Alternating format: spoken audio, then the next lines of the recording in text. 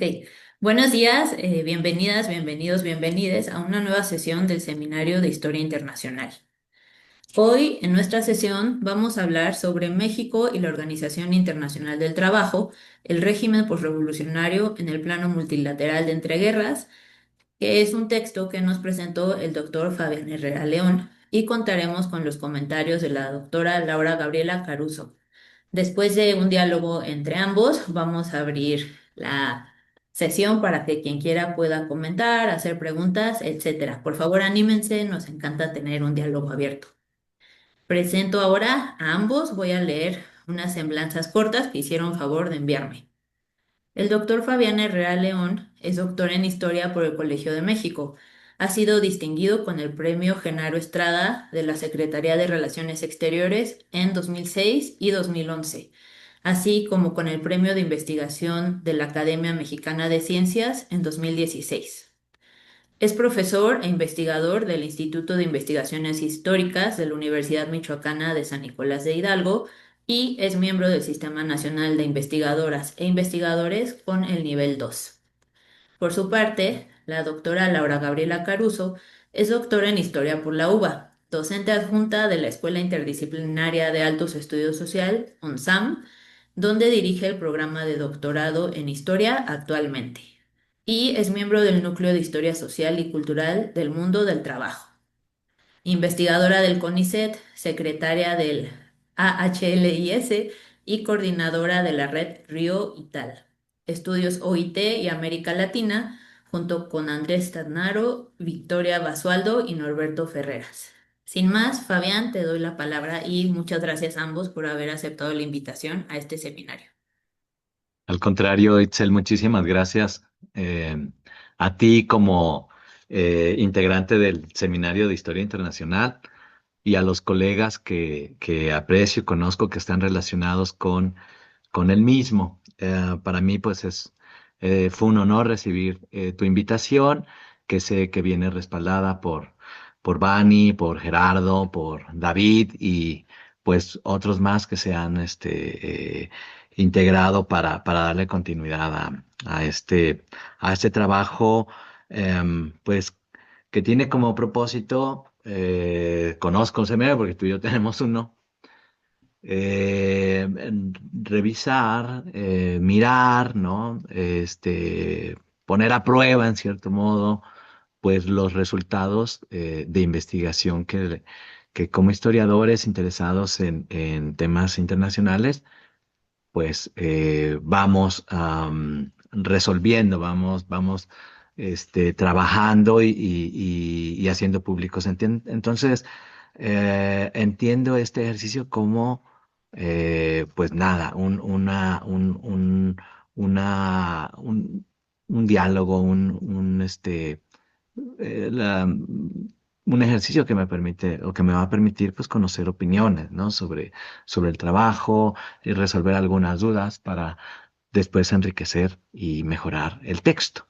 Am, Pude leerlo también como ustedes en días previos y, y nada, pues encontré que bueno, no, el tiempo no pasa en vano y pude mirar algunas cosas, así que vamos quizá a coincidir con ciertas cuestiones que pudieran llegar a plantearse.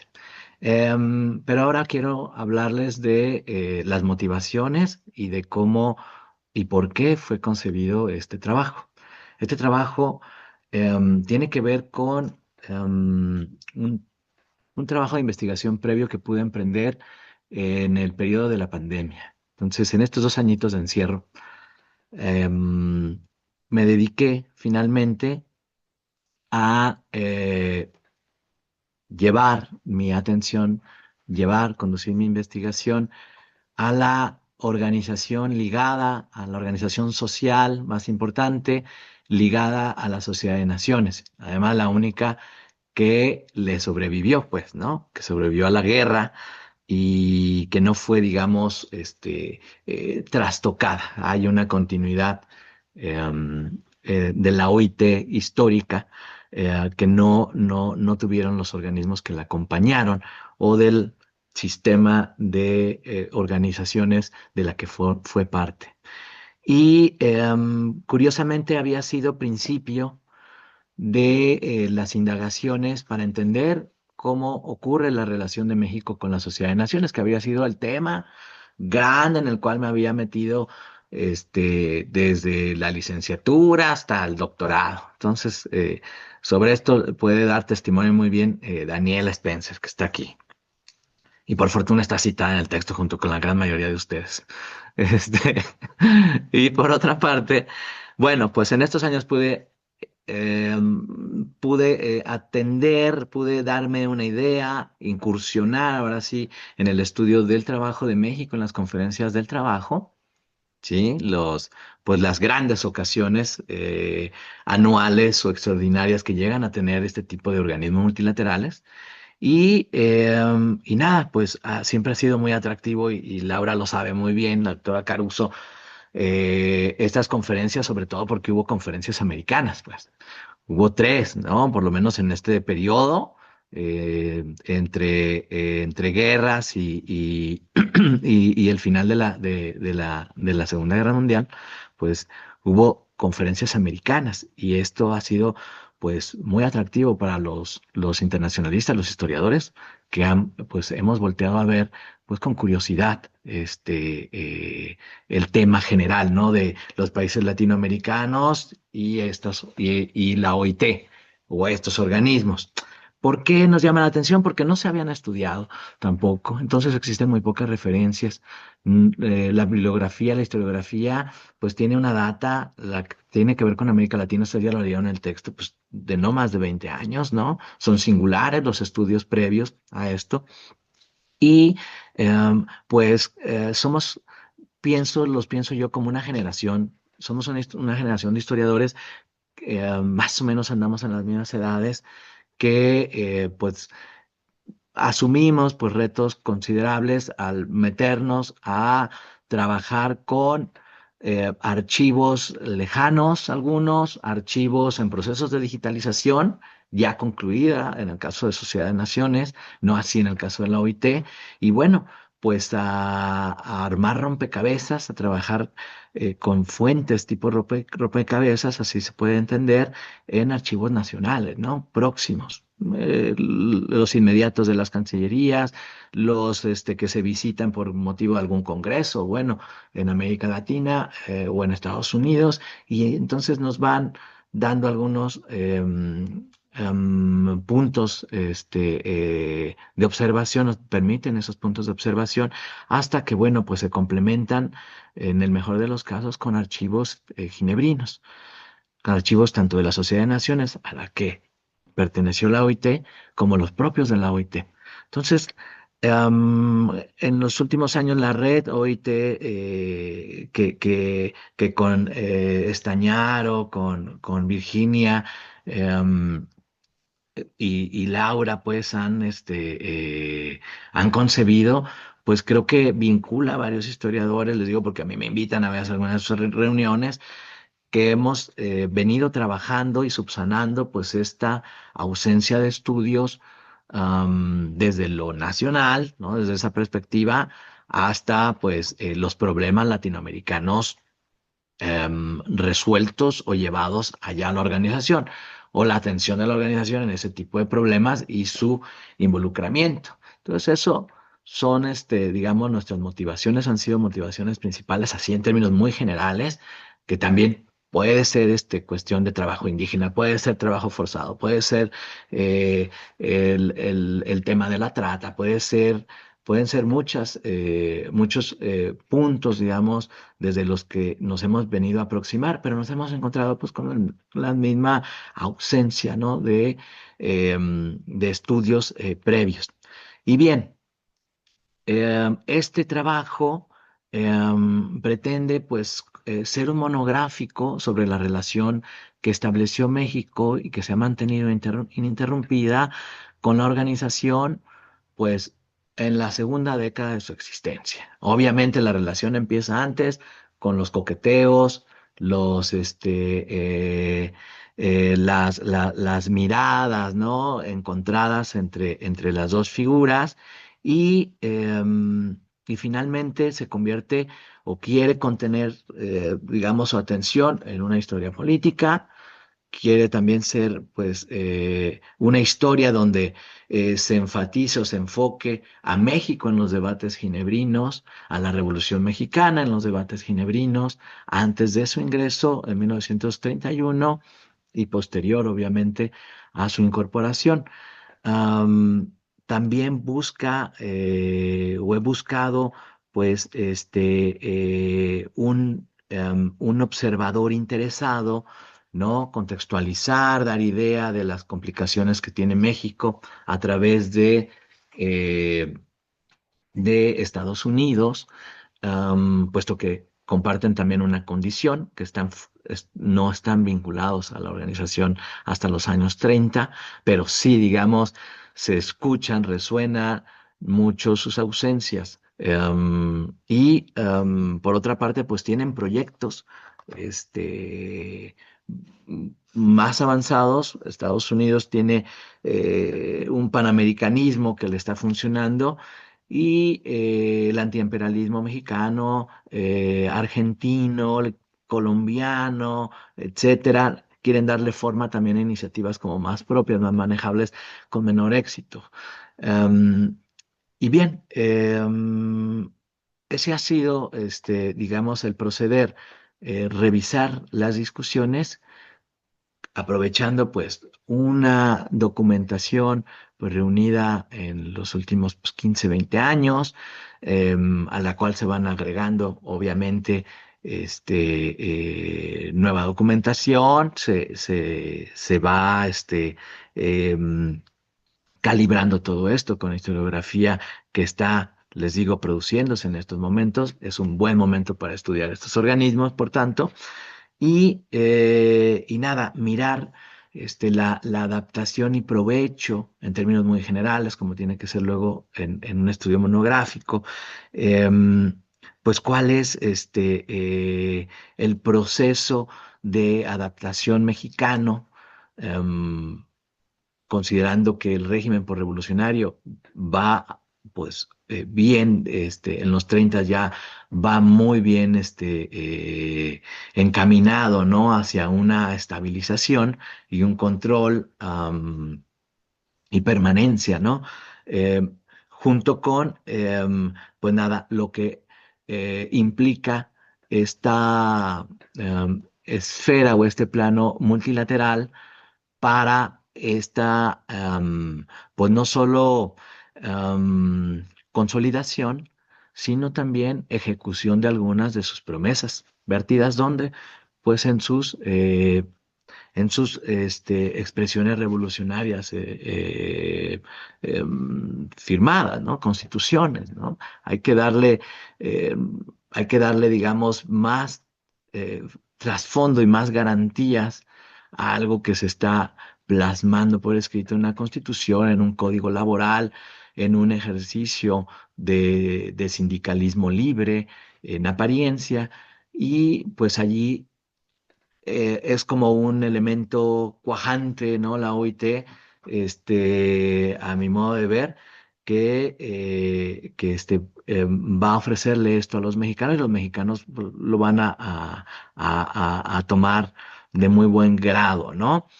Mm, Siempre los principios son complicados. 10 años lejos de esta organización y de sus dinámicas, pues permiten ver que es complicado para los mexicanos entender la organización, abrirse, presentarse adecuadamente a sus reuniones, trabajar, pero el lugar que se le va dando y el lugar que va pidiendo, suponen pues la responsabilización. Y además la participación o la formación de cuadros especializados. Cuando hablo de cuadros especiales, no hablo de una gran oficina, sí hablo quizá de muchas personas trabajando en cómo van a ser las relaciones de México con la Sociedad de Naciones y con la OIT, pero pues en Ginebra pues es Manuel Tello, es Palma Guillén, es eventualmente Isidro Favela, Y en México, pues son los encargados de la oficina y el canciller, ¿no? Que siempre está muy, muy atento, ¿no? A cómo va la relación, cómo van las discusiones, en torno a crisis, en torno a temas de interés de los mexicanos, que tienen que ver, pues, en parte con su institucionalización, la institucionalización de por ejemplo, su seguro social. Eso para mí es como el paradigma, es como donde tendría que terminar realmente una historia, ¿no? Em, de una relación temprana con la OIT por la participación que tiene la organización y sus especialistas en, en su diseño, ¿no? Está Emil Schoenbaum, está también en su momento Margaret Tibert de una manera extraordinaria, pero muy oportuna, ¿no? Para brindar elementos a esta institucionalización, ya no codificación. En México en esto está avanzado con relación a los demás países, más bien es un tema, en todo caso, de adherirse a convenciones internacionales, a que fue arrojando la OIT, a cumplirlas, ¿no? Y a contribuir pues a este ejercicio de revisión, a este ejercicio de colaboración que pues tiene la particularidad, y esto hace también sumamente atractivo el estudio de la OIT, pues que tiene una em, pues vocación, ¿no? Amplia de escuchar, de discutir, y esto tiene que ver con su tripartismo, ¿no? Que le es característico, es decir, la representación o la participación en los debates de las tres figuras, ¿no? La gubernamental, la obrera y la patronal. Y nada, pues puede verse como dentro de la organización hay en sus debates también que eh, son aprovechados en el trabajo. Hay disonancias, hay debate, hay ataque, hay pues am, hay posturas de inconformidad, ¿no? Frente a la que es la dirección de la Oficina Internacional del Trabajo, ¿no? Albert Thomas, Hal Butler en su momento, sobre pues, los temas que van siendo discutidos, tema de las conferencias. Pero bueno, lo mío tiene mucho que ver con México, quiere resaltar a México y nada, pues para que se proceda a muchas más cosas. Ojalá se tuviera interlocutores más próximos en el futuro, porque hasta ahora creo que debo ser el único que está en esa vetita, pero bueno, pues es lo que pretende ser este estudio general. Y nada más, esto es lo que leyeron, les agradezco mucho por la lectura y obviamente los comentarios que van a hacer sobre la misma y las preguntas que puedan hacer al texto, ¿no? Que al final pues todo va a contribuir a una reflexión final para una mejora del mismo. Y pues nada, gracias. Sí. Muchísimas gracias, Fabián. Bueno, le doy directo la palabra a Laura, por favor, y ahorita ya pasamos a la discusión. Gracias. Muchas gracias, Itzel. Primero, casi buenas tardes acá en Buenos Aires a todos, a todas. Muchas gracias por la invitación, que me hace muy feliz, primero porque en nombre de Itzel y mi agradecimiento a ella, a todos los que organizan el seminario, pero especialmente a Itzel, a quien me da la oportunidad de ver nuevamente, y de ver también y reunirme y conversar con Fabián, cuya producción no solo vengo leyendo y conversando y dialogando, sino que es un pilar de lo que él mismo mencionó, que es la construcción de esta historiografía desde América Latina, quienes nos nucleamos en la red OIT y América Latina. Voy a leer mis comentarios para ser un poco más ordenada, no prometo ser breve, pero lo voy a intentar. Tal vez no los vea mientras, pero en este llamado a una conversación que decía Itzel, también creo que muchas de las cosas que a veces uno menciona son historiografías que a veces dialogan y a veces no, y no, nos conocemos mutuamente entre la Argentina, México y mucho, pero tal vez no en estos temas, con lo cual si alguien o alguna quiere hacer alguna pregunta específica sobre alguna de las cosas que menciono, después de esto tenemos tiempo, entiendo. Y por supuesto, desde ya. agradecer y felicitar a Fabián por compartirnos este trabajo, que es un índice de un libro, entiendo yo, que está pensado pronto para este futuro. Nosotros leímos, o yo voy a comentar el primer capítulo, ¿no? Esta prehistoria del vínculo, de alguna manera, entre México y la OIT.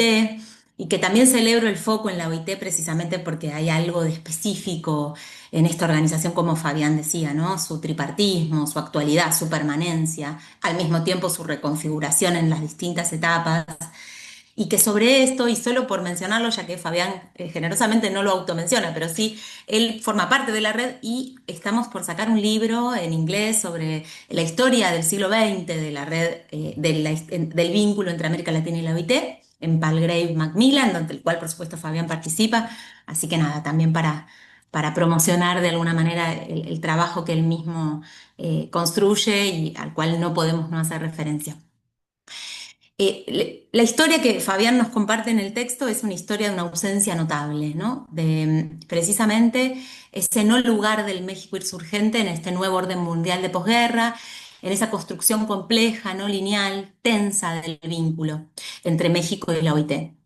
Este trabajo pone en línea, como bien decía Fabián hace un ratito, toda la producción que él impulsa desde hace mucho tiempo, pero específicamente desde el 2013 con ese gran y pionero libro sobre América Latina y la OIT, que nos permitió a muchos y a muchas historizar las variables, los actores, los conflictos, las tensiones, consensos en torno a la participación latinoamericana en general, en este caso en particular mexicana, en y para la OIT, ¿no? Y este capítulo versa precisamente sobre esa exclusión previa. Son distintas formas que a lo largo del capítulo y de su lectura permite poner nombre, ¿no? A esta ausencia presente, que es México fuera de la OIT, pero en diálogo con la OIT, fuera de la Sociedad de las Naciones, pero en diálogo con la Sociedad de las Naciones, y un diálogo que no es ni parejo ni comparable, porque estos dos organismos no son asimilables, ¿no?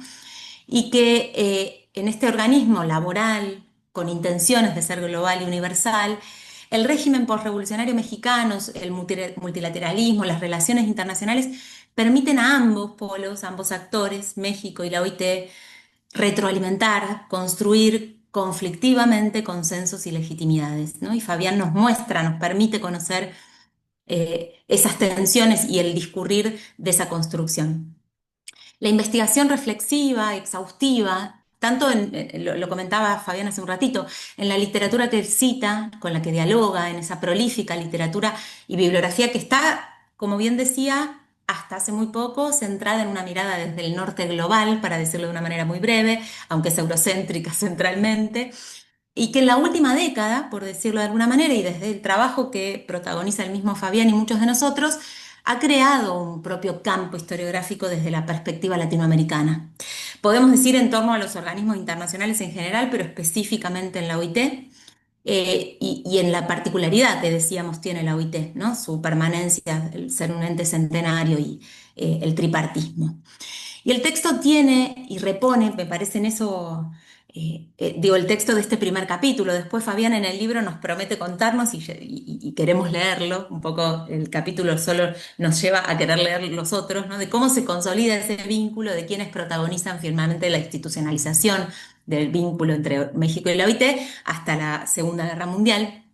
Pero en este capítulo él repone la contingencia, ¿no? Eso que todavía no se sabe en qué vínculo va a ser y si va a haber un vínculo, qué actores, qué conflictos previos participaron desde México y desde la OIT en la búsqueda de crear esos puentes, ¿no? Y bucea, analiza cómo se construye esa incorporación, cuáles son las tensiones, los actores, los dilemas, los caminos.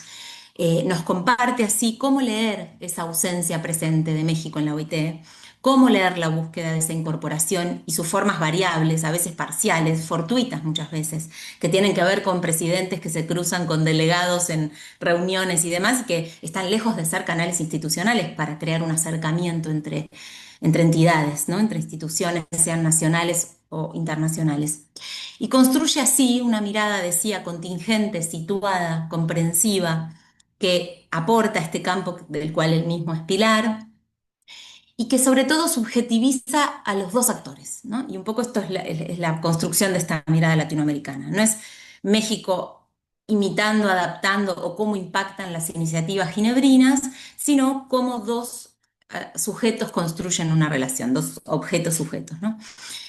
Me parece que uno de los aspectos destacados de este capítulo es que, y, bueno, y del libro en general, pero del capítulo en particular, es los debates y los archivos que ponen valor. Lo que mencionaba recién un poco Fabián en su presentación, ¿no? Hay algo inmensamente valorable en el cruce de esos acervos nacionales, internacionales, locales, institucionales, personales, memorias, notas, pero sobre todo destacar brevemente los archivos diplomáticos, como él lo hacía, el propio archivo de la OIT con sus limitaciones y sus potencialidades, y sobre todo, y aquí tal vez va una de las primeras preguntas, pero comentarios también, esos archivos que pone en juego el capítulo para hacer una historia de esa presencia latente y significativa en la ausencia de México y cómo se busca su incorporación, en esos archivos que están dislocados, que están descentrados porque no están en México y son para la historia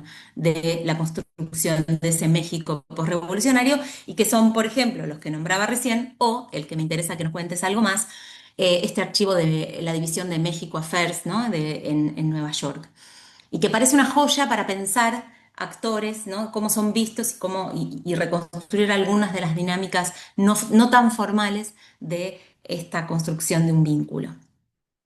Y decía que es bien interesante el capítulo porque nos propone ese momento de marginación del México posrevolucionario junto a subjetivizar al propio país, pensando y repone esta idea de la ofensa moral nacional frente a la neutralidad y la marginación, ¿no? Este rechazo mutuo entre la OIT y México y la construcción y la deconstrucción de esa ruptura, ¿no? Y la historia de un acercamiento.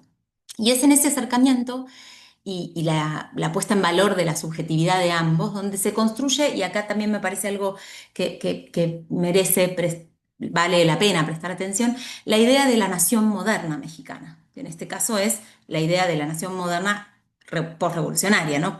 ¿Cuáles son frente a otros países latinoamericanos, otras experiencias, como bien decía Fabián, muy poco estudiadas frente a la OIT, por ejemplo, en la región del Caribe, en el Cono Sur tenemos algunos estudios más densos sobre el tema, sobre cómo se construye esa idea de modernidad y de qué forma participan en ese nuevo orden global, ¿no? Y allí esa relación que es deseada desde la OIT, porque tiene interés en construir su propia legitimidad, pero también deseada por algunos actores dentro del propio México posrevolucionario, quienes desean esa relación, cómo, con qué dificultades construyen esa incorporación, cómo México, con su tradición, el México revolucionario, ¿no? Con su tradición, su valor en temas de política laboral, de justicia social, como bien lo mencionaba Fabián hace un ratito, que es fundamental esa constitución del 17, si no recuerdo mal, y cómo construye la OIT un lugar aún más potente incorporando a México, ¿no? Hay una búsqueda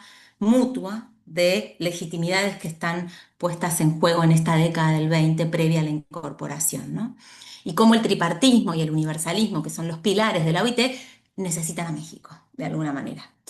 Eh, y allí, temas que son están bastante estudiados para otras historiografías, las conferencias, las participaciones, los delegados, los corresponsales, toman valor en cómo se llega a construir esa burocracia, ¿no? Ese personal especializado en estos temas, tanto dentro de México como dentro de la propia OIT, ¿no?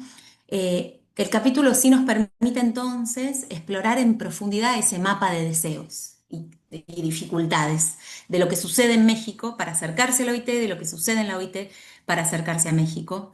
Y mientras escuchaba a Fabián recién comentar esos múltiples actores del México postrevolucionario que quieren y que trabajan en esta relación previa a su incorporación, qué interesante sería contar con una visualización de ese organigrama, ¿no? ¿Qué partes de ese Estado, que parece por momentos monolítico y no lo es, están deseantes y actuantes en la construcción de ese vínculo, ¿no? Y tal vez visualizarlo, mapearlo de quiénes, los cancilleres, los funcionarios de la Cancillería, los funcionarios del Instituto Laboral, cuáles son esas figuras, todas puestas en un mismo organigrama, nos dan la densidad de, primero, esos múltiples actores dentro mismo del Estado mexicano y de la construcción, de quienes participan en la construcción de este vínculo.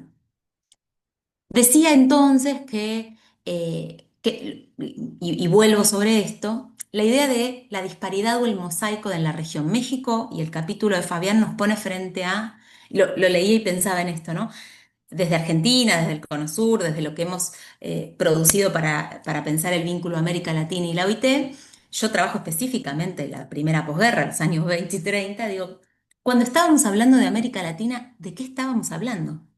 ¿Cómo poder deconstruir de alguna manera estas ideas centrales que son el prisma de nuestra producción historiográfica, que es la mirada latinoamericana para pensar el vínculo de la región y la OIT, es cómo desandar la propia región, ¿no? Es cómo participa y quién de América Latina participa, en qué momento, ¿no? Llevándonos a una reflexión tal vez mucho más profunda en cómo se construye la idea de la región latinoamericana y cómo la propia región se construye en esa participación y precisamente el texto de Fabián nos vuelve a poner o trae a primer plano la idea de qué es Latinoamérica sin México en la OIT, del cual muchos de nosotros, los colegas chilenos, uruguayos, hablamos de América Latina y la OIT en los 20, ¿no? ¿Y de qué América Latina estamos hablando? De alguna manera, traer nuevamente a la región, esta vez como pregunta, como proceso, y a estos otros socios privilegiados de la OIT, que son los países latinoamericanos, en la década del 20, nos devuelve esa idea de mosaico de la región, de una región en construcción, no un sentido ya dado, ¿no? Con múltiples iniciativas y legitimidades entre países y experiencias reales, ¿no? Y me parece algo súper importante para pensar cómo se construye la idea de la región latinoamericana hasta la primera conferencia del trabajo que nombraba Fabián en 1936 en Santiago de Chile, en un momento de fuertes nacionalismos, de fuertes crisis económicas, políticas en estos años de posguerra, y cómo es en ese contexto en el que se construye la idea de región latinoamericana, ¿no? Ya con México. Y ahí me parece algo para dialogar, para pensar entre nuestros propios trabajos.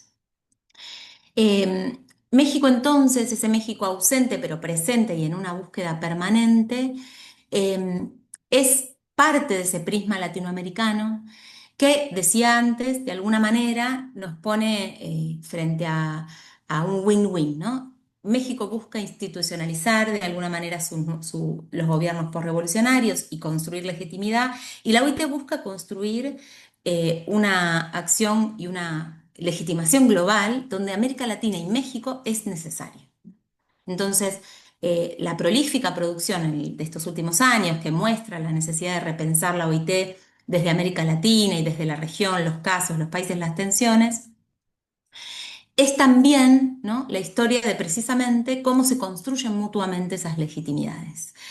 Y también no solo la construcción de legitimidades, sino cómo, y esto es una historia que me parece que, o un aporte que nuestros trabajos realizan a la propia historia de la OIT, ¿no? El prisma latinoamericano no es una capa más a una historia global de la OIT, sino que interpela la propia historia que ha contado hasta ahora la OIT. Y México tiene allí un lugar, ¿no? Es decir, la prolífica producción de estas investigaciones científicas históricas que muestran la necesidad de repensar la OIT desde América Latina, también muestra la necesidad de repensar la propia historia de la OIT, que ha sido contada sin estos puentes. Y vuelvo al ejemplo que ponía Fabián hasta hace un ratito, las conferencias de trabajo regionales, las que son anuales, las que son en Ginebra desde el año 25 y que han logrado una institucionalización y que en la guerra se mudan al continente americano y demás, son algo establecido, y después hay otras particularidades como las conferencias marítimas, que es otro de mis temas. Pero las conferencias regionales del trabajo son una innovación propia de América Latina, ¿no? Y allí contar o repensar esa historia desde este prisma, pensar cómo esta innovación institucional de las conferencias regionales que se inauguran en el año 36 va a ser emulada en Asia en 1947, en Europa en 1954 y para África ya en la década de los 60, ¿no? Entonces hay allí otra historia con otras geografías y otras cronologías que América Latina permite pensar, y que el capítulo de Fabián viene a repensar incluso ese rol de América Latina y su construcción como tal. Por lo tanto, me parece que hay allí un aporte sustancial, no solo a la historia de la OIT y su relación con América Latina, sino precisamente a la historia de la propia región. La centralidad entonces de la ausencia de México frente tanto como mencionaba Fabián, al imperialismo estadounidense o al resto de este tercer mundo del cual las naciones latinoamericanas se intentan diferenciar de sus situaciones coloniales y de construir esta idea de nación moderna. La idea del mosaico latinoamericano contiene muchas formas de construir estas naciones modernas, como lo hace el México posrevolucionario, ¿no? El capítulo está mostrando allí en cómo diferenciarse de la OIT, de la Sociedad de las Naciones, del orden ginebrino, poner en valor la propia experiencia revolucionaria y la propia acción y subjetividad es una forma temporal. Y luego la participación en ese orden va a ser en el orden global ginebrino, o que apunta a ser global, son distintos momentos de la construcción de esa idea de nación moderna, dentro o fuera del orden ginebrino, ¿no? Y hay un dilema propio mexicano que me parece que el capítulo muestra, da indicios que vale la pena profundizar. Decía entonces, espero no pasarme mucho de tiempo, pero voy a tratar de resumir, eh, la importancia, ¿no? Desde la historia social, y mi mirada en particular, abocado siempre en esta mirada thompsoniana a los proyectos truncos, a las vidas muertas, a las frustraciones de algunas experiencias sociales. Y en este caso, Fabián nos trae en el capítulo cómo una nación en pleno proceso revolucionario y construcción de una propia legitimidad propone otras iniciativas que merecen ser estudiadas en profundidad, como esta liga, esto que mencionabas, ¿no? Junto con Argentina y Colombia, la Liga de Países Latinoamericanos, que de alguna manera enfrenta la doctrina Monroe, pero también y a ese panamericanismo impulsado por Estados Unidos, pero también a otros proyectos más europeos, ¿no? Vinculados a la OIT y esa mirada europeocéntrica, cómo la especificidad y la singularidad de esas iniciativas, aunque no hayan dado frutos, ¿no? Me parece más que interesante. Y los vínculos entre estas naciones latinoamericanas y sus puentes. También me parece importante remarcar de alguna manera esas otras formas de acercarse o de formar parte del nuevo orden global, ¿no? Un poco esa contingencia que yo decía antes que Fabián repone tiene que ver con, bueno, otros ensayos. México no está en la OIT, pero se acerca a través del Instituto Internacional de Cooperación Intelectual, que es un antecedente de la UNESCO para resumir, allí está en el capítulo, ¿no? Y esas formas desde la OIT o desde México que se busca sorteando la Sociedad de las Naciones o desde la Sociedad de las Naciones o por otros caminos que me parecen que muestran ese periodo de efervescencia y de búsqueda de ese acercamiento que es bien interesante. De alguna manera, y ya sí para intentar ir cerrando, hay, a partir de las figuras que los países latinoamericanos despliegan para esos vínculos con la OIT, los corresponsales o correspondientes, algo de lo que Fabián y Patricio Herrera han escrito muchísimo, las propias delegados a las conferencias internacionales y regionales del trabajo, los delegados obreros, patronales, estatales y otras figuras que el texto, y ahí me llamaba mucho la atención que vale la pena incluso detenerse, ¿no? Fabián pone de relieve la figura del observador. El primer observador creo que era Pani, ¿no? En Versalles, más inestable o más casual de alguna manera para una reunión en particular, luego en la conferencia de Washington, pero luego la transición hacia un observador permanente que ya implicaría y ya está en un pleno proceso de transición hacia la formalización de esa relación o incorporación, cómo merece la pena pensar esas figuras híbridas transicionales, ¿no? En los cuales se construye una burocracia continental vinculada a la regulación del trabajo y a estos organismos internacionales, ¿no? Hay algo allí entre estas dinámicas regionales, nacionales y la necesidad de esa burocracia global que la OIT tiene y cómo desde el propio México, aún en la no vinculación, se construyen figuras que van transicionando y construyendo esa burocracia.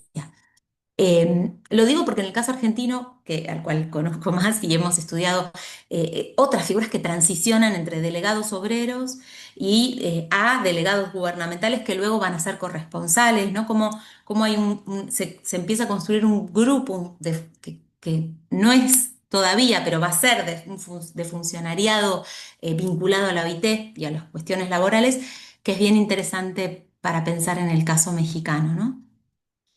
Y ahora sí, para ir terminando, allí donde se cruza, ¿no? La diplomacia posrevolucionaria y la propia participación de la OIT y ver estas figuras específicas, también aparecen los cancilleres, los observadores que mencionaba antes, y la idea de cómo se construye esa burocracia global desde los países latinoamericanos y en los países latinoamericanos. Es una medida que la propia OIT y las naciones modernas van a tomar como, eh, me dirán si no me explico, como una medida de eficacia y de modernidad, ¿no? La primera medida es la integración, por supuesto la incorporación, pero también la construcción de esta burocracia y de esta conversación con figuras claves. Y las otras medidas claves son la delegación completa y la adscripción a estos convenios o recomendaciones de cada una de las conferencias, ¿no? Entonces allí el tripartismo cobra una relevancia central. Me preguntaba, leyendo el capítulo, y en esta búsqueda mutua de acercamiento que el capítulo muestra, con tensiones, con nada lineal y con claramente momentos de marginación mutua también, ¿qué pasa con las patronales?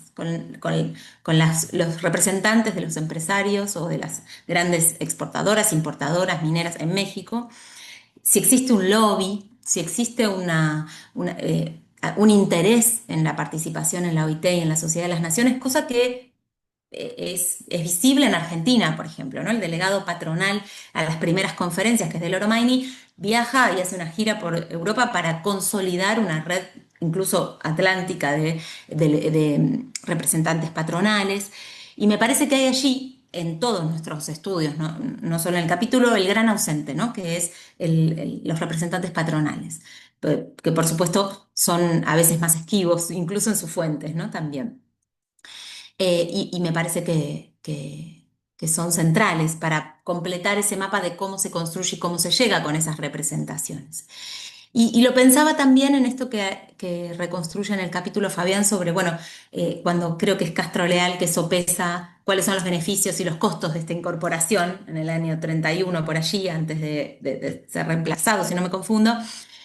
Y uno de los principales costos o problemas tenía que ver con cómo nombrar al delegado obrero en este caso, ¿no? Y hay allí esa dinámica local, global o nacional, global, para decirlo de alguna manera, en las disputas políticas que empiezan a ser centrales, ¿no? Y que me parece relevante también de que el capítulo da cuenta, que podría profundizarse aún más de cómo también la participación en la OIT promueve conflictos y tensiones, otro prisma para la propia realidad y la legitimación de actores y de representaciones nacionales, ¿no? Algo que en Argentina también es muy conocido, o al menos estudiado en términos de quiénes son las centrales antes de la CGT, quiénes son las centrales obreras legítimas, las que decide el Estado Nacional mandar a la OIT, las que tienen más representación en términos numéricos, en términos de sectores, hay todo un debate, ¿no? En términos de la representatividad frente al Estado Nacional y frente a la OIT, que también en esta figura del tripartismo pone en jaque la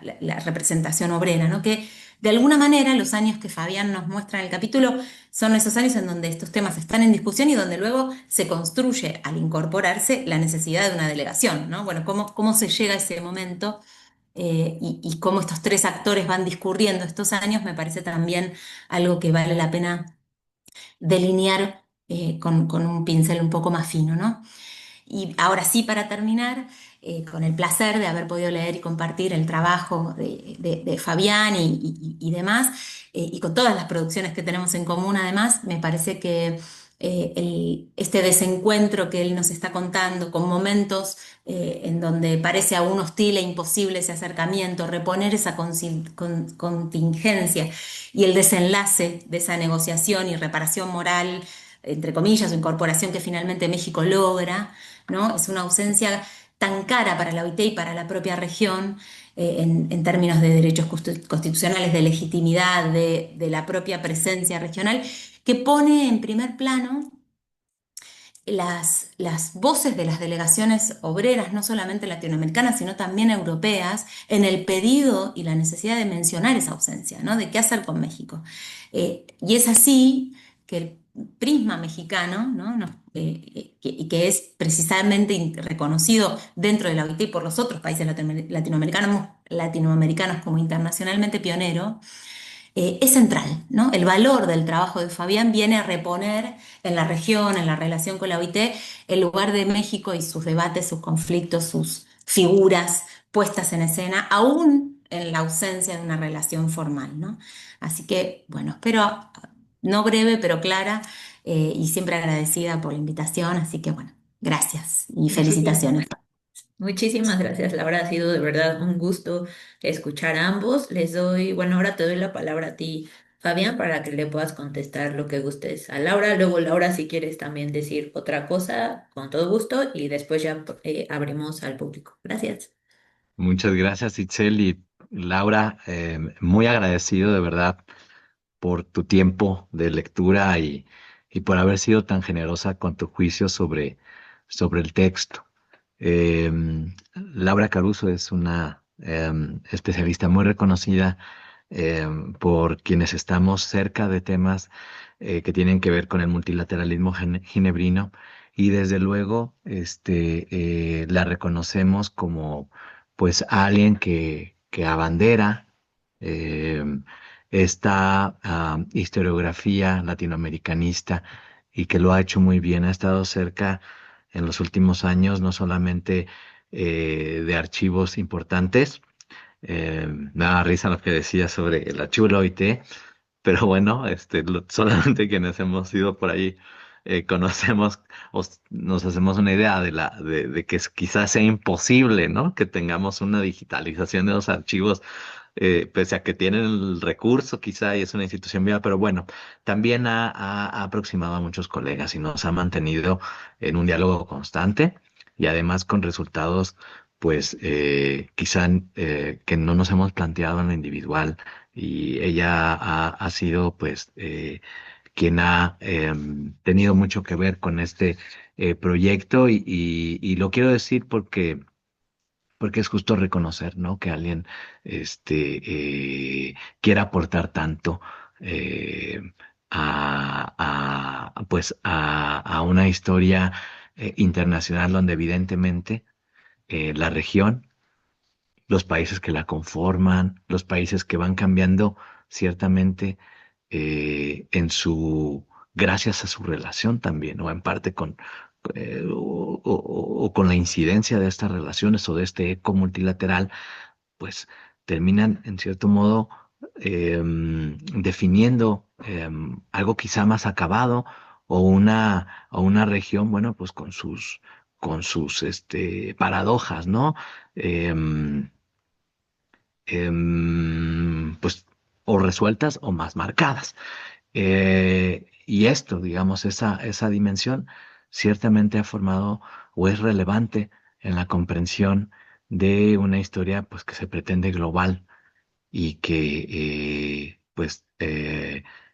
vamos aportando muchos aquí, ¿no? Con poco, pero bueno, de manera ordenada, gracias a historiadoras, a especialistas sociales como Laura Caruso. Bien, pues em, bueno, en términos generales, yo quería decir que ciertamente hubo mucho ruido con relación a la ausencia mexicana, desde la misma decisión de no considerar a los mexicanos. Em, Pese a que es una época en que no hay una opinión pública demandante. Se está construyendo apenas. Por tanto, solamente quienes son protagonistas o quienes tienen posiciones importantes o instrumentos informativos, es decir, destacados en tal capital, cerca de tal conferencia, pueden explicar cosas que la opinión pública desconoce. Y naturalmente que todos estos temas eh, quedaron allí, eh, pues sin mayor eco en los documentos diplomáticos. Esta es una historia diplomática poco embarullada, ¿no? La estaba leyendo y decía, bueno, ¿por qué no voy más a la grano más rápido con este tema? ¿O por qué tanta confusión? Pero ciertamente eh, generó mucho ruido y generó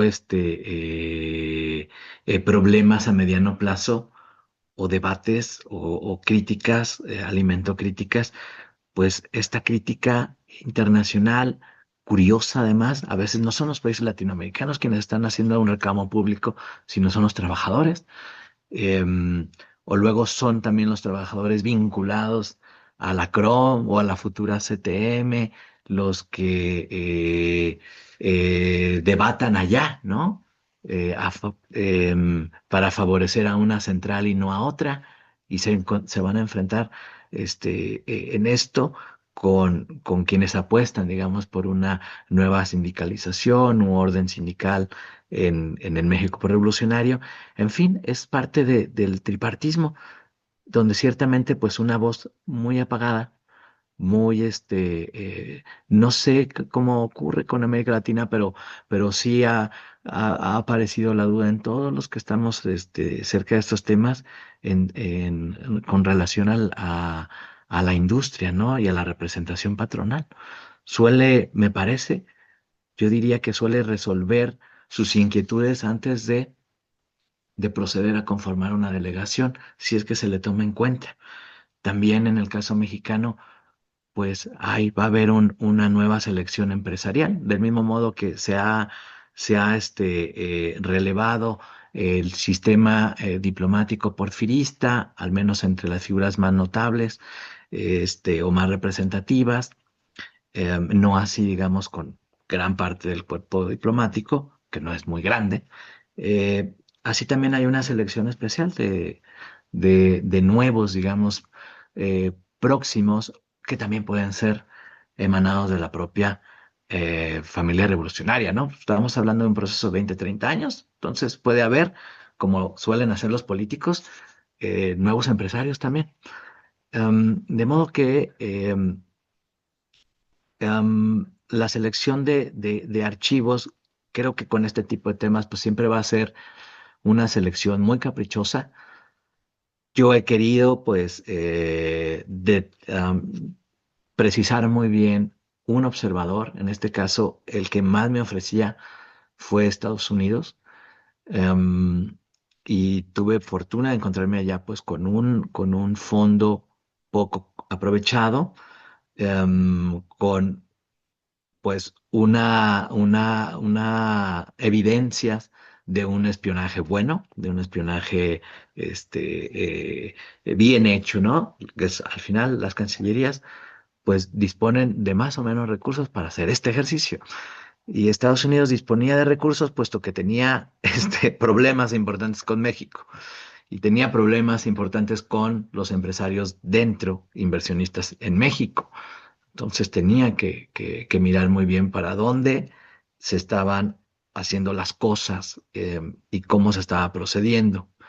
También podemos ver cómo se puede concertar de una manera, como decimos, ¿no?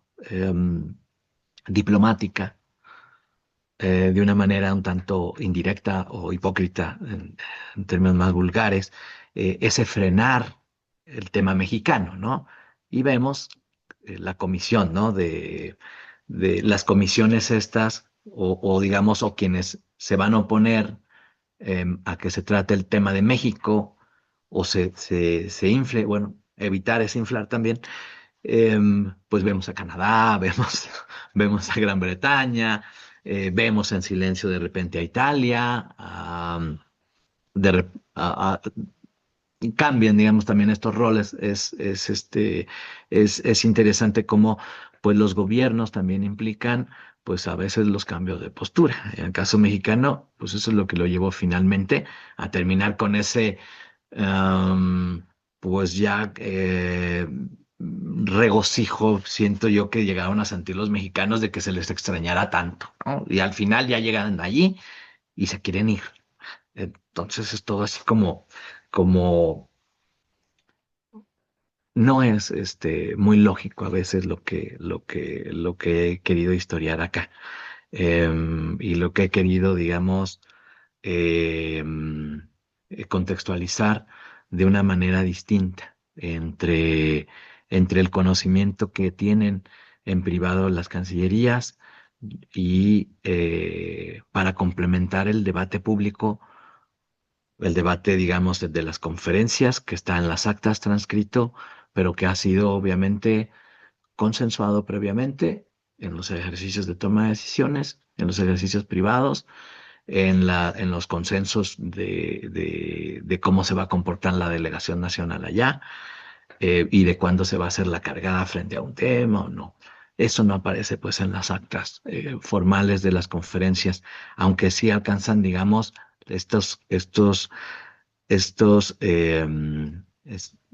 toma de seguimiento, digamos, de los debates, como diarios de debates, sí nos permiten pues darnos cuenta. Aquí, en este momento, salió a tema la Revolución Mexicana y salió a tema el que hace la Oficina Internacional del Trabajo para resolver lo que se aprecia o se considera un problema frente a un universalismo no acabado. Y en el caso de México, pues bueno, pues hace ruido porque se aproxima mucho. Viene haciendo ruido desde que alguien llevó a Versalles, a París, una copia de la Constitución. Y ese fue el representante estadounidense, el representante patronal, perdón, laboral, qué error, que empiezan a modelar esta OIT. Em, entonces, bueno, tenemos nota, bueno, tenemos idea o sabemos cuándo hay debate, qué se dice en forma muy diplomática, pero también cuando esto pues escala un poco y se configura una discusión que no lleva a nada, simplemente a que pues se le exija a la oficina hacer más. Y viendo los archivos de la propia OIT y viendo los archivos mexicanos, porque ya no puedo irme, no he podido manejar tanta información, es excesiva, ¿no? No alcanzo a tener de repente un orden o memoria para saber en este archivo español, también en esto, este diplomático informa algo sobre los mexicanos con relación a las conferencias del trabajo, ¿no? Pero eso se pierde de vista. Entonces, la selección ha sido así, tres archivos centrales para escribir esta historia general, esta historia ausente también en la historiografía nuestra. Am, Creo que es muy importante, entre todas las cosas que comentaste, muy atinadas, cómo el multilateralismo contribuye pues a asentar algunas algunas carencias que muestran estos países que se aprecian desde esa visión centroeuropea, ciertamente, y de potencias europeas, pues como débiles, como soberanías débiles, como países en construcción, como países inacabados, un tanto bizarros, con una tendencia, digamos, al desorden y al autoritarismo, pese a que todo esto está ocurriendo después de una guerra que involucró a todos los países europeos, ¿no? Y que se salió de las manos de la diplomacia.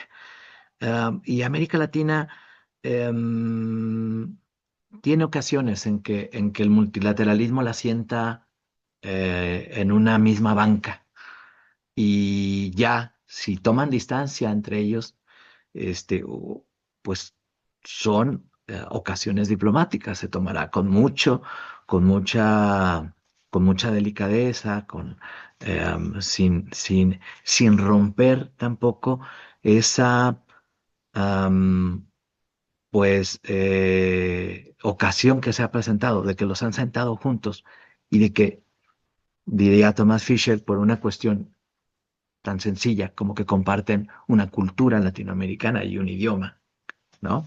Con excepción de Brasil, pues tienen ocasiones. de encuentro muy ocasionales. Además, comparten la religión católica y se ven los domingos, se pueden encontrar en misa. Y allí, pues, hacer llevadero el vivir en Ginebra. No es una de las ciudades más alegres del mundo, ¿no? Entonces, se acompañan, se encuentran, puede haber cierto respaldo, pero también hay diferendos que se zanjan, ¿no? O que, o que de repente ven vergonzosamente para una retórica que también ellos van a mantener hasta la Guerra del Chaco, que es el que América Latina ha contribuido en este ejercicio de integración multilateral primero, que es el americano, el de las conferencias internacionales americanas, que conoce también Beremundo. Em, y bueno, América Latina se aprecia a sí misma, no solamente es apreciada, sino que también juega ese papel y negocia muy bien intereses en común, como pues el fortalecer posturas internacionales y con ello fortalecer los gobiernos efímeros que puede llegar a tener, con un control de la prensa y magnificando de repente un acceso a a un consejo de administración, a un consejo de la Sociedad de Naciones, a una presidencia de asamblea, que es con lo que las organizaciones ginebrinas empiezan a, a, a hacer más sólida su relación, que esperan sea sin rupturas, porque hay un rupturismo que no es porque no se esté muy de acuerdo a veces con las organizaciones ginebrinas, sino porque es caro estar presente y porque no se ve que sea luego tan práctico, ¿no? Como, como mostrar mayor fidelidad a Estados Unidos, al orden panamericano, y quizá de cara a, son gestos que quizás se conviertan en inversiones, puede ser, ¿no? O en un mejor entendimiento con un gobierno hegemónico continental. Y pues está, digamos, en esas aguas las relaciones latinoamericanas, a mi modo de ver, con Ginebra. Sirve, pero sirve hasta cierto punto, ¿no? Favorece, sí, adorna, por supuesto que sí, legitima, pone en el lugar que quisiera estar un Estado latinoamericano en ese contexto, junto con otras potencias en una misma mesa, sí, pero em, pues creo que el panamericanismo es algo que tienen, es como es como una responsabilidad más inmediata que allí sienten, ¿no? Mucho más por cierta obligación y empiezan a llevar, y Laura, lo sabe también, empiezan a replicar cosas, iniciativas europeas o, euroamericanas, ¿no? Pensando en que Estados Unidos tuvo participación una enorme participación en cómo se, se proyectó ese sistema, este nuevo sistema. Empiezan a replicarlo en el medio panamericano, ¿no? En el medio en ese espacio que eh, requiere pues ser más reconocido por estos países. Así también es una impresión que yo tengo sobre el panamericanismo muy personal, como algo a lo que estás un tanto obligado porque es conveniente y porque es más realista. En cambio, Europa está allá y generalmente lo que están discutiendo son temas europeos. Algunos de los temas que arrojan las convenciones, que arrojan los acuerdos internacionales, algunos no tienen nada que ver con la situación en América Latina, quizá ni siquiera lleguen a hacerlo, ¿no? En el mediano plazo. Em, en fin, pues, eh, Ah, hay Fabián, debates. perdón que te interrumpa. ¿Te puedo pedir que vayas acelerando Voy a perdón, terminar. Hay para voces darle a la favor y hay palabra más? voces, sí, sí, discúlpame, Itzel. Hay voces ciertamente a favor y hay voces en contra, no solamente en la diplomacia, sobre qué hacer en estos organismos y qué hacer frente a la OIT, qué provecho sacar.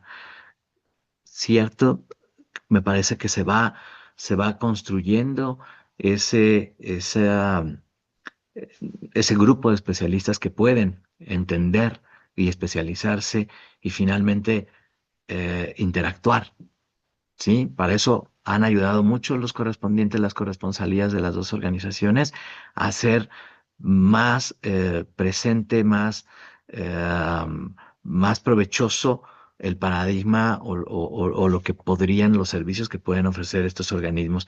No obstante, pues hay opiniones a favor y en contra, tratándose de una revolución que está reencarrilándose, que puede reencarrilarse y que puede echar para atrás proyectos.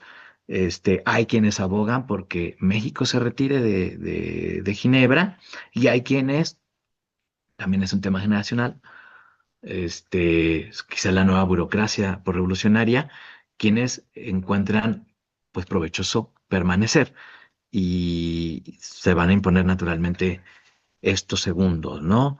Em, en fin, gracias, Itzel, disculpa el abuso del tiempo, No, pero es me que motivó mucho lo que me ha dicho sí. Laura y no es cualquier cosa lo que me dijo, es todo No, un claro. reconocimiento. Sí, Gracias, no, Laura, perdón que mil tuve que gracias. interrumpir. Laura, si quieres decir algo todavía y les voy pidiendo que quienes quieran participar vayan subiendo por favor su mano, que ya sea Yo no física. voy a mentir, perdón, quiero decir algo, porque conversar con Fabián es un placer, un lujo. Sé que soy redundante, pero la generosidad de sus palabras me llama a decirle que esto colectivo que construimos es un poco este diálogo, resume mucho de los trabajos que el propio Fabián ha impulsado entre nosotros, ¿no? En esta red que comentaba. Retomo dos o tres cositas. Una, la potencia de esta idea de la paradoja de la importancia de una ausencia, ¿no? O sea, hay algo ahí donde el capítulo construye la significancia de la ausencia mexicana para México, para los países latinoamericanos, para el orden ginebrino y específicamente para la OIT, para Estados Unidos, porque hay otras ausencias, vos ahí lo marcás, ¿no? Que es precisamente Estados Unidos y la construcción del panamericanismo, y ahora vuelvo con eso.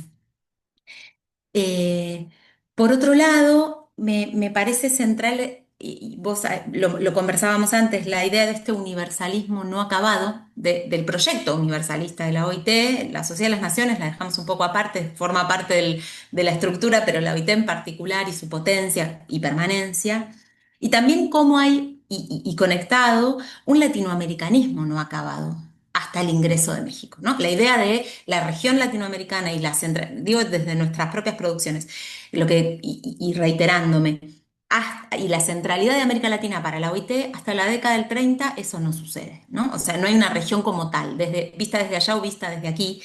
Y se conecta con esto que vos mencionabas, tal vez trayendo un matiz sobre la centralidad del panamericanismo frente al ginebrismo, por decirlo rápidamente, ¿no?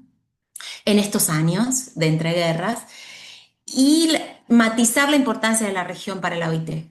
Creo, y ahí el paraguas, el parteaguas de la Conferencia Regional del Trabajo es la iniciativa para poner un pie de la OIT en la región frente al panamericanismo. Claro está que hay dos, tal vez más, porque hay iniciativas propias como esta de la Liga de los Países Latinoamericanos que vos mencionás y me parece que hay que rescatar, pero cómo esa puja entre el ginebrismo o el panamericanismo dota de un peso político de a las naciones latinoamericanas, todavía no hay una región, ¿no? Y que la conferencia regional como innovación organizacional de la OIT viene a tratar de poner un pie en el continente y decir, bueno, no, América Latina tiene su propia conferencia frente a esa otra iniciativa. Y es en ese juego entre el ginebrismo y el panamericanismo donde creo la región toma cuerpo y toma peso político dentro de la OIT entre, digo coqueteo porque no es muy académico, pero se entiende, ¿no? El panamericanismo y sus instituciones, institutos a lo largo del continente y el ginebrismo o la OIT misma. Y me parece que hay allí en esa, vos hablabas de barullo, ruido, y son imágenes, ¿no? De esta década, de los 20, hablo específicamente. Vos construís una melodía en ese ruido con el capítulo, que para mí no es solamente una historia diplomática, pero eso no es materia de debate, ¿no? Es mucho más. Hay una historia social del Estado, de esta burocracia global, hay una construcción, ¿no? De una mirada político, social de estos organismos y de la participación latinoamericana en ellos. Pero más allá de eso, esa melodía es precisamente la subjetividad de México y la centralidad de México para el propio México y para la región. Y me parece que es revalorada. No sigo porque además entre la lectura atenta y entusiasta, para no monopolizar la palabra, dejo, pero de nuevo gracias por la oportunidad y acá me quedo.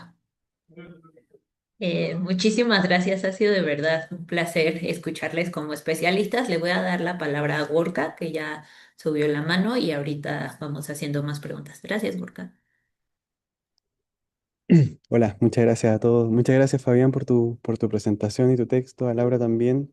Muy, muy interesante, me llamó mucho la atención y celebro también que sea un marco temporal anterior a la Guerra Fría. Yo creo que eso siempre es valorable. Mi pregunta es súper breve y concreta.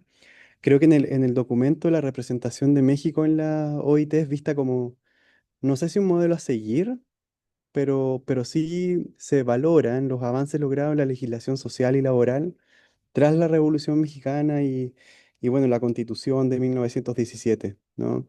Quería preguntarte si tú también pudiste apreciar en algún momento, en algún marco temporal, si existe una noción o representación de ver a México como una amenaza o ciertos aspectos de incomodidad de cómo está funcionando su legislación laboral en el México postrevolucionario, o es más bien una noción más o menos consolidada de su valoración, a la preocupación por lo social.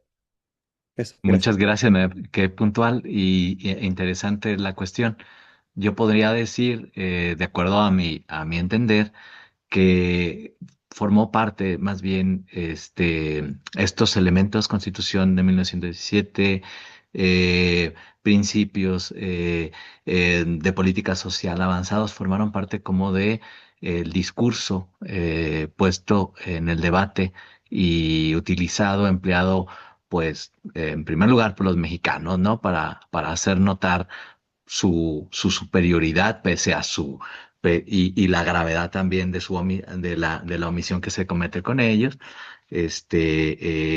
pero también pues forma parte del discurso con que se debate a México dentro de la Organización Internacional del Trabajo, dentro de sus conferencias, dentro, digamos, de su pues atención o responsabilidad frente a este universalismo en el que ha insistido o ha resaltado Laura, ¿no? En sus intervenciones. Es una obligación casi para un director de la oficina completar ese mapa mundial de miembros. Entonces, el tema aquí es la letra escrita también, se puede ver así, y los hechos. Y aunque tengamos un progresismo legislativo y social, eso no implica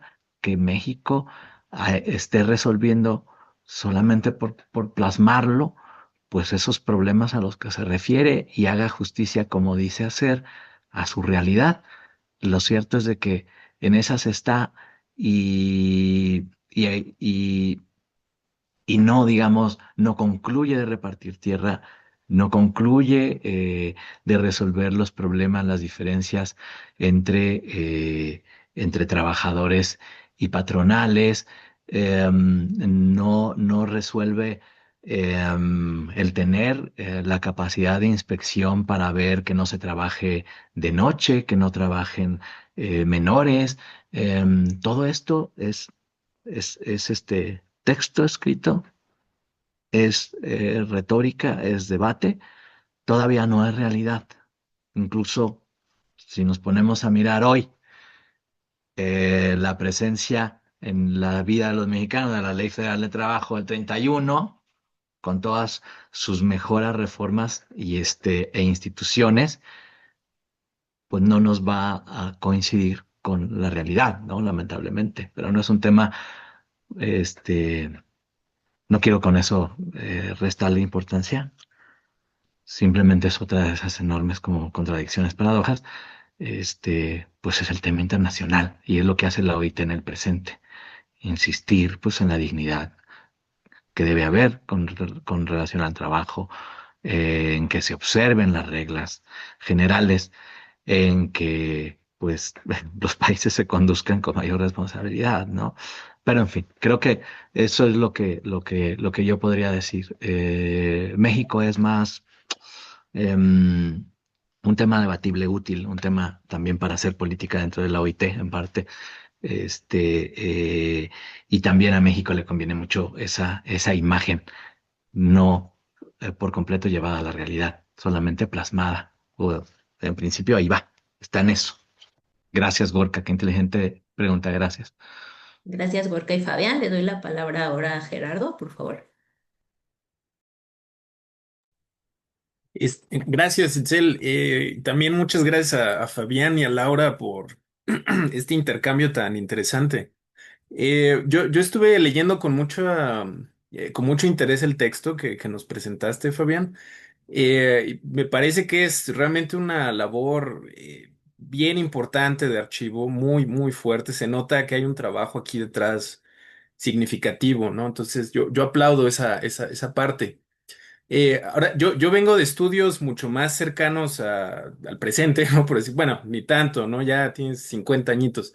Eh, pero este periodo en particular siempre se me ha hecho muy interesante porque es el momento en el que realmente toma lugar digamos, la sociedad internacional como la conocemos hoy en día en el sentido de que, bueno, ya comienza a abarcar básicamente todos lados del mundo, ¿no? Todavía tiene todos esos dejos del siglo XIX, pero ya se parece mucho más a lo que tenemos hoy en día, ¿no? Eh, en ese sentido, justamente son las partes generales lo que yo extrañé un poco del texto, porque el texto está a ras de suelo en las conferencias, con las cartas entre los embajadores y los diplomáticos, pero para un lector externo como yo, por así decirlo, eh, extrañé un poco esa referencia de, bueno, ¿por qué esto que estamos viendo aquí es tan relevante? Y es súper relevante, ¿no? Porque es justamente como menciona Laura, ¿no? Cómo se va construyendo América Latina como región, ¿no? Cómo México va creando sus justificaciones internacionales. El papel, las compleja relación México, Estados Unidos, Europa, que va determinando lo que hacen o no unos países u otros, ¿no? Entonces, básicamente, todo esto que nos han contado ahorita en esta discusión bien interesante entre tú, Fabián, y Laura, eso es como que lo que me faltó del texto, ¿no? Y entonces, y ahorita que lo estoy escuchando es como de, pero lo quiero ver ahí, ¿no? Es como de, pero si estuviera ahí, uff, ¿no? O sea, lo que mencionas, ¿no? Este espionaje de la Cancillería norteamericana sobre el papel de México en las organizaciones ginebrinas.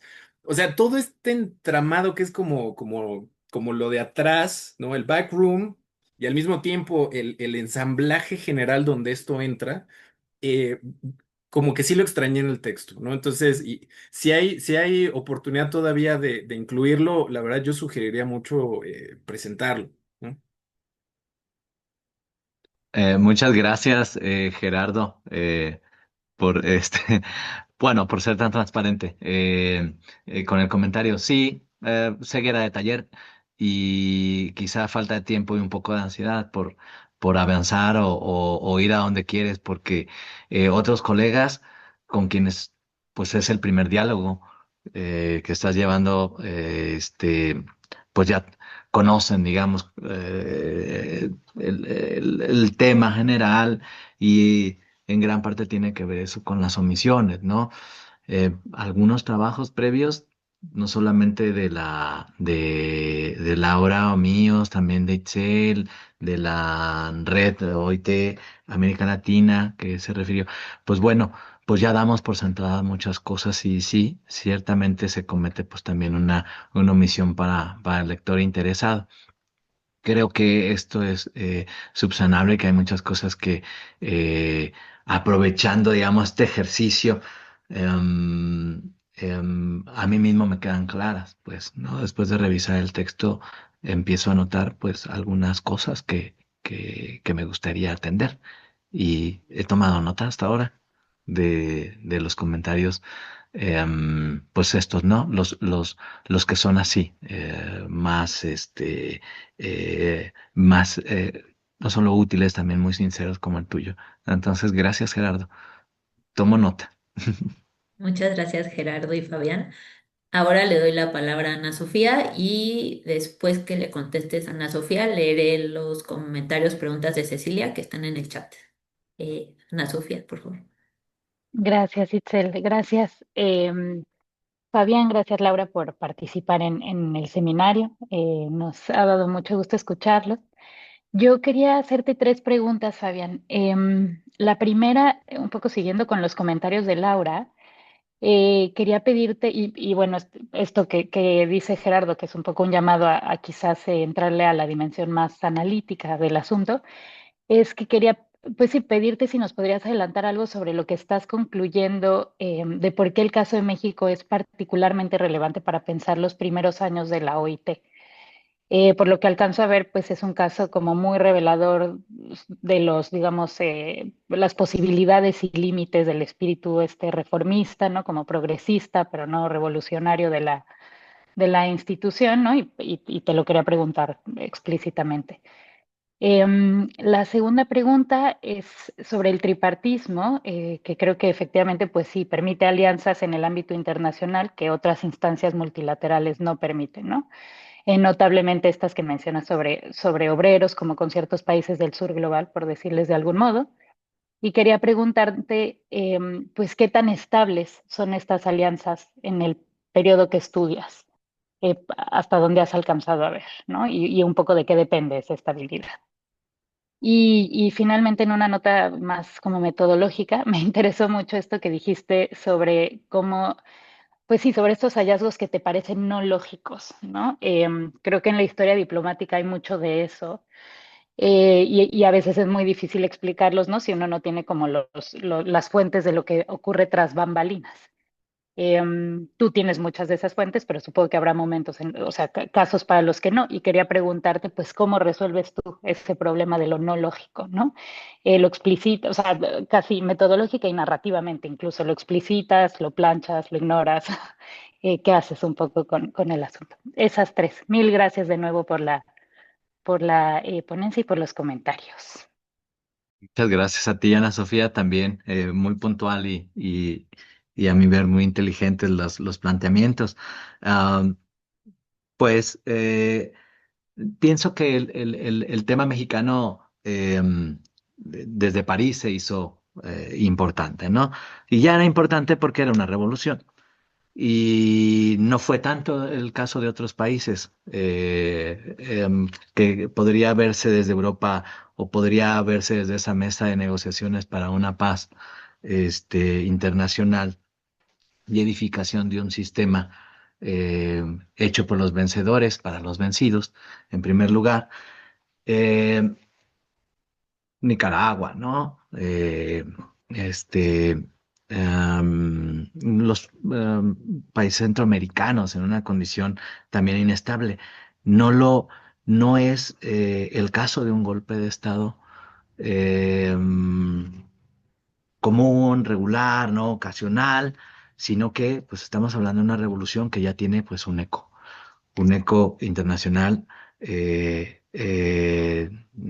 notorio, atendible en su violencia, en su curso, en también eventualmente sus logros, ¿no? Y quienes hablen bien de la Revolución Mexicana, lo van a hacer pues mirando em, pues, productos tan bien acabados como la Constitución de 17. Entonces, cualquier Constitución nacional es digna de atención. Pero con ese contenido social nacionalista, lo que habla bien de la violencia para que ésta no sea entendida como una violencia en vano, pues claro que va a ser resaltada o bien mirada cuando se tomen decisiones con relación a ese México revolucionario, que eso no es comunista, que eso no es socialista, que es, ¿no? Es la atención, digamos, que puede prestar a un mundo que acaba de concluir una gran guerra, a un mundo donde hay una revolución importante en un país que tiene pues cierta notoriedad. México puede formar parte en algún momento del universalismo que buscan construir la Sociedad de Naciones y la Organización Internacional del Trabajo. ¿Por qué? Porque tienen una gran ausencia en Estados Unidos. Y también se les ha ido a Argentina sin hacer tanto ruido, porque no estuvo no tomó finalmente parte, no se sentó en la mesa, pero es también un país que se nota no está. Am, y está abierta la posibilidad de que Estados Unidos se involucre. Quizá el que México encuentre o se le den, se le dé, digamos, se le apoye en un acceso eh, em, justo, ujú, pueda contribuir a que otros entren o a que otros dejen de irse. Y entonces tengamos en cuenta que este es un sistema vigente, es un sistema que busca resolver la primera posguerra o lo que nosotros entendemos como primera posguerra y perdurar. Nosotros pues ya sabemos que no lo va a conseguir, pero pues hay una enorme necesidad de llevar más elementos a ese proceso de hacer estable ese sistema. Y Estados Unidos, pues bueno, sabemos que no está cooperando con ese engomado firme como estas organizaciones quisieran. Lo va a hacer en los 30 y quizá se haya contribuido en cierto modo que otros más no se hayan retirado, que estas organizaciones superaran la década más difícil de su existencia. Y están, digamos, todos, sí, firmando papeles que respaldan, que fortalecen el pacto, que fortalecen el sistema, están firmando promesas de paz, promesas de llevar sus conflictos a una discusión y no a un conflicto, no a una guerra. Y pues creo que esto le da mucha importancia a las permanencias de los países. Ya conforme se va a ir descomponiendo todo, después de la Guerra Civil Española, ya no importa mucho si algunos se van o se quedan. Empiezan a irse, se empiezan a desbandar. También están viendo complicadas sus relaciones bilaterales con algunas de las potencias que se están, pues ya no solamente conteniendo, sino que se están cuestionando, como es Alemania e Italia. Entonces, creo que ese es el tema del universalismo. México importa por eso. México puede, digamos, hacer más atractiva para los miembros latinoamericanos unas organizaciones de ese tipo. Por eso creo que es importante México allí. Un tripartismo ahora o una cumbre. Yo creo que es la segunda cuestión. ¿Qué tenemos aquí cuando se convoca a la reunión de la conferencia y a 3 delegados nacionales, como menos, ¿no? Que pueden ir acompañados de otros técnicos? Pero sí se espera ver a un patronal, a un gubernamental, a un obrero allí. Pues la cosa es, en el caso de México, y puede ser el caso de otros países, no solamente latinoamericanos, pues no se respeta mucho el ejercicio de libre elección tripartita. Y naturalmente, va a salir de la oficina de la presidencia las propuestas de invitación. Entonces, pues creo que en lo general ya han resuelto mucho, porque son los que se tienen confianza, los que están yendo a no hacer a no cometer un despropósito, a no tomar, a no acusar allí a un gobierno, ¿no? No ocurre esto, por ejemplo, con países sudamericanos como Argentina y Chile. Allí sí hay puede haber una disonancia entre en las propias delegaciones. Pero en el caso de los mexicanos lo tienen todo amarrado y no van a hacer como escenas allá. Digamos, ya hay un entendimiento previo entre ellos, ya son próximos, pues, ya están, digamos, favorecidos, ya se favorecen. Y creo que en el caso de los mexicanos, sí, en general, la presencia en las conferencias es más la presencia en una cumbre, ujú, que, o sea, el ir a trabajar juntos en en una ocasión así. Esto no quiere decir que no de repente tengan que dejar de interesarse por cuestiones que tienen que ver con acuerdos que involucran pues temas importantes como horarios de trabajo, como condiciones de trabajo. Pues todo esto, digamos, sí hay una participación, sí se reparten todos los representantes en comisiones, en mesas, pero creo que en principio no son ajenos, pues, ¿no? En las delegaciones mexicanas. Y bueno, creo que esto era. No sé si dejé algo de lado, Ana Sofía. Me parece que la doctora Spencer quiere agregar algo, pero Ay, la respuesta. gracias, gracias. No quiero agregar Ay, nada, quiero llamar la atención sobre la otra omisión, que es la Internacional Sindical Roja. ¿Y cómo verían ustedes la Organización Internacional del Trabajo, el gobierno mexicano, el gobierno de Estados Unidos ante la expansión roja?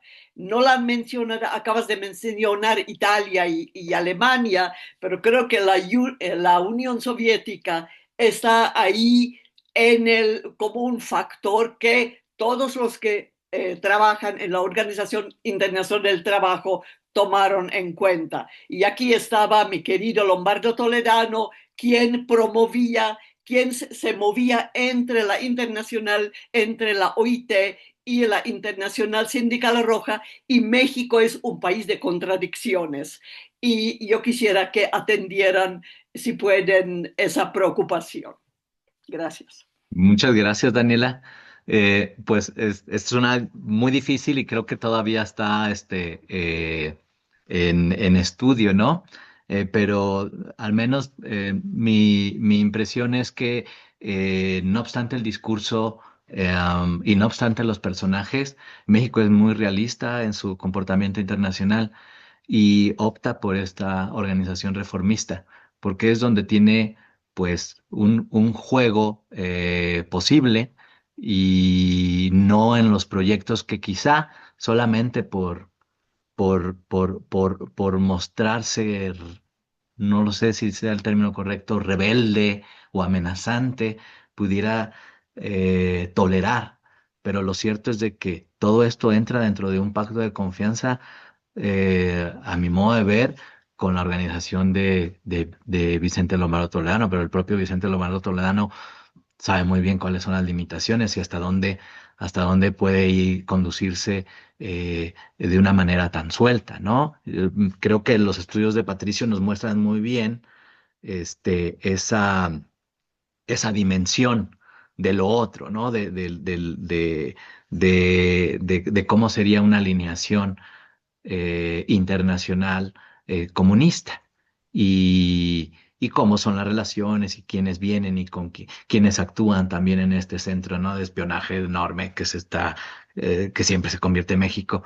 Eh, pero el mismo Toledano, simplemente veámoslo en La Habana, en la Conferencia Regional Americana de La Habana, pues ahí está Toledano con su esposa también como comisionada, ¿no? Entonces, esto a mí, pues como que me ha ayudado a justo a entender las cosas no lógicas. ¿Por qué ese discurso y por qué es el representante obrero en el Consejo de Administración y por qué es una figura central en la organización regional capitalista, pues, ¿no? Sobre el trabajo. Creo que todos los personajes históricos pues tienen sus contradicciones, pero también no son tontos y los historiadores tenemos que apreciar pues donde el discurso pues no les corresponde, pues son incongruentes y los historiadores pues tendríamos que poder mirar eso también y hacerlo notar, así como pues yo quise hacer notar algo tan celebrado. Una mexicana como representante en la conferencia regional de La Habana, pues sí, pero no era ninguna especialista, era la esposa del señor, ajá, del señor sindicalista. Y eso me parece a mí cumbre, eso me parece a mí cumbre vacacional, que me disculpen, ¿no? Los eh, hago un trabajo tradicional, pero también me choco mucho, ¿no? Con quienes van dorando o buscan, digamos, eh, una historia cómoda, ¿no? De acuerdo a sus creencias. Pero nada más, lo que yo tengo que decir, quizá Laura puede decir mucho más. Algo. Daniela, no te escucho. Perdón, no fue esa la pregunta central. La pregunta central es tomar el factor de la Internacional Sindical Roja para considerar la actuación del gobierno de México, porque la Internacional Sindical Roja, la Internacional Comunista estaba muy activa en México, por un lado, y cómo considerar la actuación de la OIT y del gobierno mexicano frente, yo entendí perfectamente bien la posición del gobierno mexicano oficialmente, pero tenía aquí esta piedrita en el zapato que era la Internacional Sindical Roja. Mm, ¿Cómo considerar ya a nivel metodológico, cómo integrar esa Internacional Sindical Roja, la expansión de la revolución bolchevique en América Latina para lo que ustedes acaban de exponer y analizar? Esa es la pregunta. Pues muy brevemente, Daniel, a mí me parece esto, que son las pugas del pelaje mexicano por revolucionario. O sea, es el pelaje que puede ser amenazante y que también tiene pues así digamos, se aprecia más el tener un respaldo en México, no. Hace juego con esto, con estas tolerancias, con estas aparentes afiliaciones, pero que si ya las vemos, si las depuramos, pues no son tales. Es más, un bluff, a mí me parece. Está aquí Gerardo con el tema de Nicaragua y a mí, yo tengo un texto ahí previo, donde a mí me queda claro que lo que se busca con este coqueteo, con esta tolerancia a las revoluciones, con esa amenaza, ¿no? Es un provecho propio siempre. O sea, es nada, o sea, no quiero, es lo que te podría decir yo, Daniela. Laura también quería participar. Adelante. Sí, gracias. Bueno, intentando sumar al debate tan interesante y al intercambio a raíz de la pregunta de Daniela, ¿no? Creo que ahí, y desde el caso argentino, sin hacerlo específico, sino para pensar cómo juega, ¿no? No es solo digamos, la Intersindical Roja, la experiencia de la Revolución Rusa como marco fundamental para todo, para la historia de la OIT y para la historia de la región latinoamericana en la OIT, ¿no? No es solo ese fantasma, sino que hay una competencia real, política, pragmática de internacionalismos en juego, ¿no? Y hay ahí en qué tipo de internacionalismo se va a construir, por lo menos desde las delegaciones obreras, que es lo que en Argentina yo más he trabajado en ese momento tan contingente de la posguerra y la posrevolución al mismo tiempo, ¿no? Y cómo la incluso la construcción de la representación obrera ante la OIT está dentro de esta lógica de pujas de qué internacionalismo va a construirse, ¿no? Es decir, si representaciones más, voy a ponerlo en términos muy, si se quiere, binarios, ¿no? Más reformistas, vinculados a identidades o corrientes políticas dentro del movimiento obrero argentino, como el llamado sindicalismo revolucionario, o, digamos, corrientes incluso más vinculadas a las patronales, que los primeros delegados obreros a las conferencias en Washington fue la Unión Ferroviaria, o sea, las grandes centrales, ¿no? Las centrales de transporte, centrales que son significativas por sí mismas, pero que son de rama, no son una central nacional, ¿no? Luego la USA, que es la Unión Sindical Argentina, que tiene una tendencia, o al menos hay un debate abierto, pero una tendencia más vinculada al reformismo del sindicalismo revolucionario, digo, y hay una puja que es nacional, que es local, que está, digamos, protagonizada por la construcción de la representación obrera, pero en la que juegan las representaciones patronales, las representaciones estatales, para constituir desde la nación, hablo del caso argentino, la delegación completa, que es esto que Fabián decía como el reconocimiento de la eficacia y de la legitimidad del tripartismo, ¿no?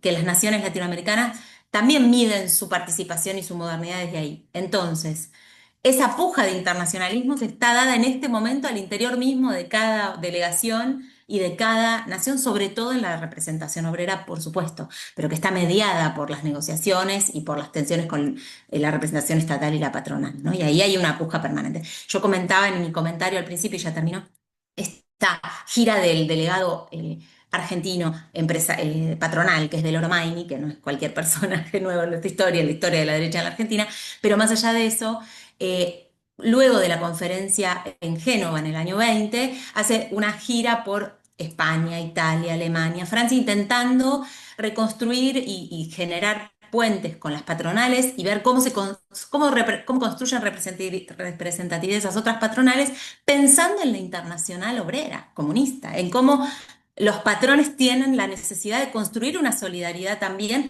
y dentro del orden ginebrino, no por fuera, ¿no?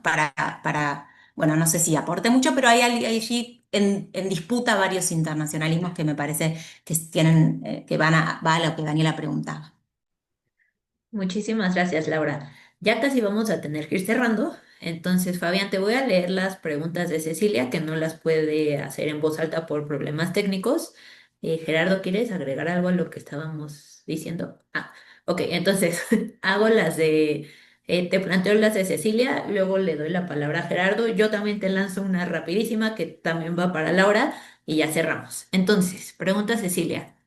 Más allá de la historia diplomática, ¿cuáles son las principales coyunturas y tensiones políticas que reconfigurarán la relación de la OIT con México y cómo lo enfrenta? La segunda, ¿cómo influyó la OIT en la construcción de marcos legales y políticas laborales en América Latina durante el periodo estudiado, especialmente en un contexto de industrialización inicial, conflictividad social y procesos de reorganización de movimientos obreros?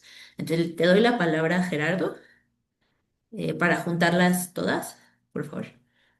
Sí, más que una pregunta es algo que me gustaría destacar, ¿no? Porque una de las cosas que realmente me gustaron mucho del texto y que me hicieron pensar mucho es cómo, o sea, vemos etéreamente estas organizaciones así como gigantescas, ¿no? Pero ya en el funcionamiento práctico, me parece que has encontrado un proceso bien interesante que es en el momento en que México accede a una organización, digamos, secundaria, como la de la propiedad intelectual, no me acuerdo cómo se llamaba, comienza un proceso como de encadenamiento de sociedades internacionales, ¿no? Y entonces eso va creando una especie de densidad institucional que literal se va formando en los pasillos de las propias organizaciones, como si fuera, digamos, un grupo social, ¿no? Como que casi como una clase, ¿no? Entonces solamente quería destacar esto porque se me hace una de una contribución bien importante que está en tu texto, y solamente lo quería dejar como comentario. Muchas Muchas, gracias, Gerardo. sí. Bien, respondiendo a Cecilia, hay la construcción de una agenda como va a terminar siendo la agenda principal va a ser bilateral entre la organización y México, y es la agenda que existe con sus agregados, ¿no? Que son ya instituciones o, bueno, oficinas con presencia aquí para la atención subregional. Creo atiende a Cuba y atiende Centroamérica, la que tiene su sede en México por parte de la OIT. Y el trabajo es ese, el trabajo más importante entre los dos va a ser de orden técnico y va a ser de revisión de los proyectos de seguridad social, sin que esto suponga tal reconocimiento. O sea, México no va a decir que le están, que está acudiendo a consultas, ¿no? De hecho, creo que es un poco egoísta al no reconocer que ha habido especialistas mirando el trabajo que se concluye en el 43 con el Seguro Social, pero es parte de una agenda y es una realidad. Y bien, lo otro es pues responder a pues las observaciones también de manera em, muy técnica, que es hasta qué punto se lleva más allá de la firma la ratificación de convenciones y recomendaciones, y cómo se ven cumplidas en la realidad y con qué se les da seguimiento, ¿no? Eso para responder lo primero. Y lo segundo, pues yo la remitiría a los estudios de Veronique Plata, que mira, y obviamente de Andrés, de Laura Caruso, Andrés Estañaro, que miran la región en Norberto Ferreras, que miran la región en esa dinámica de aprovechamiento, como la región sí acepta, así como México, los servicios que puede ofrecer, los servicios pues innovadores para muchos, sobre todo en el centro americano, de innovación para la codificación y para la también proyección institucional. Eso es creo la parte, es lo más valioso que va a arrojar la relación, ¿no? Lo otro, pues son, les digo, más los temas de los debates, más los temas de las conducciones, de los temas a tratar por parte de las delegaciones y cómo se van depurando, pues esas, esas agendas anuales. Y pues creo que con esto ya respondo. Muchas gracias, Gerardo, también por la observación. Muchas gracias, Fabián. Bueno, de verdad ha sido un gusto ver este diálogo y como creo que queda muy bien en un seminario de historia internacional y hemos visto esto, ¿no? Que pasamos de lo local a lo nacional, a lo regional y a lo global. Y yo quería hacerles una pregunta de definición, porque yo, bueno, he hecho un poquitito de México en la Sociedad de Naciones, pensando en el Instituto Internacional de Cooperación Intelectual. Y es muy claro que actores mexicanos, mexicanas que están en esta parte del multilateralismo ginebrino están haciendo diplomacia cultural. Pero les quería preguntar, ¿ustedes qué piensan que está pasando en la OIT? ¿Lo describirían como diplomacia cultural, diplomacia pública? ¿Qué está pasando? Porque claramente escuchándoles, pero también leyendo el texto, pues muchas veces es sobre cómo se está generando una idea de México revolucionario en el exterior y México está fomentando esa construcción, ¿no? Y ligado a eso, si ustedes describirían lo que está pasando en la OIT como diplomacia obrera, diplomacia laboral o solo le dirían diplomacia. Muchas gracias. Y los dos.